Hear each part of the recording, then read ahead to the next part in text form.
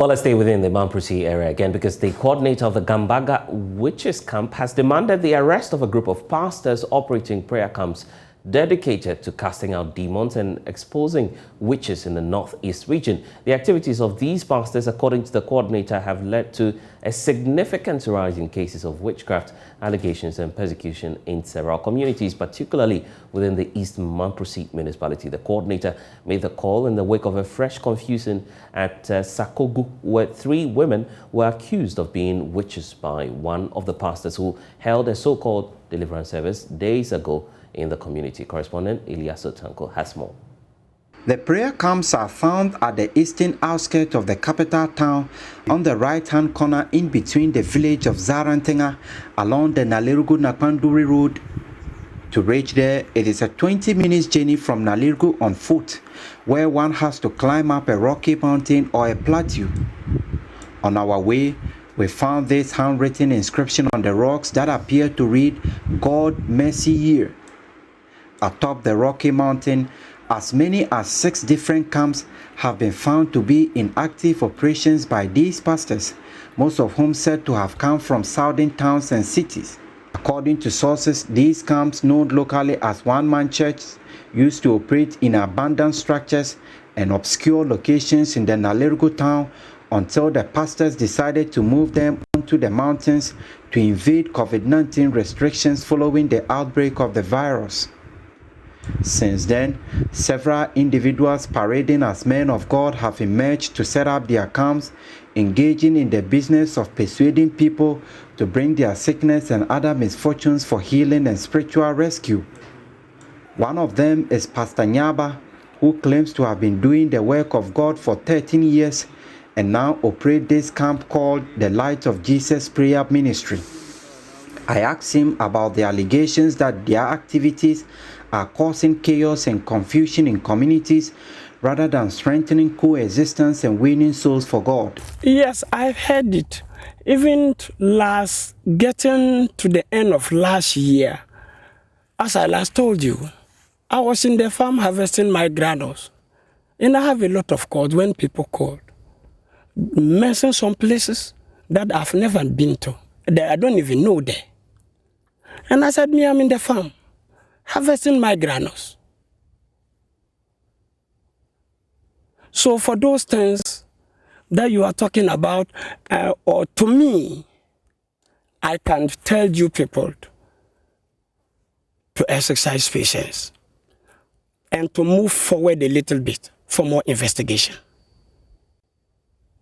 Because I'm not the only man of God doing the work of God in Northeast region here. I've never had a revelation that to point, just tell someone that this is a witch, this is that, and this is that. I've never done it before. The pastor, to further prove his innocence, also condemned the practice by some of his colleagues, who he said are often motivated by the hope of financial gain. So as a man of God is to win souls to the kingdom of God and not to be pointing people which and this and this and that. Because the work that you are doing is not on your own work, that you can decide to do whatever you want.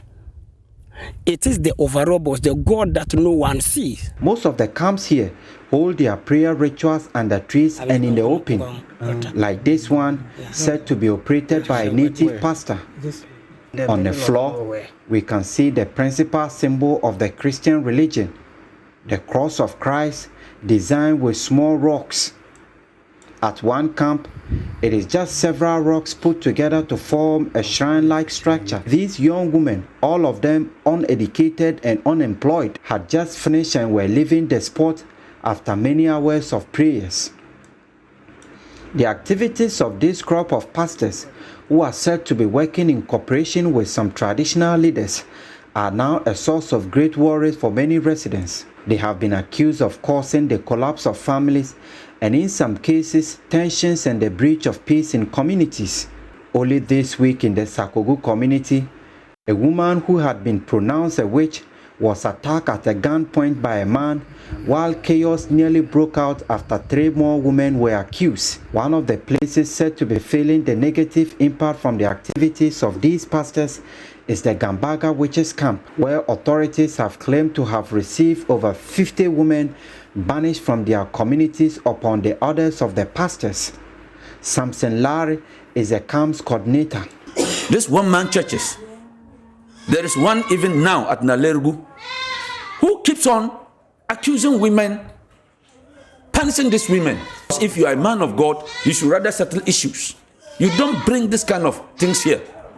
This year alone, those who came from there, from that same problem, there were more than 50. Yes. It took us time. And Gambaga had to settle some of the issues and then dismiss it. According to the coordinator, several steps for authorities to regulate the activities of these prayer camps, including a complaint made to the regional representatives of the local council of churches, have been fruitless.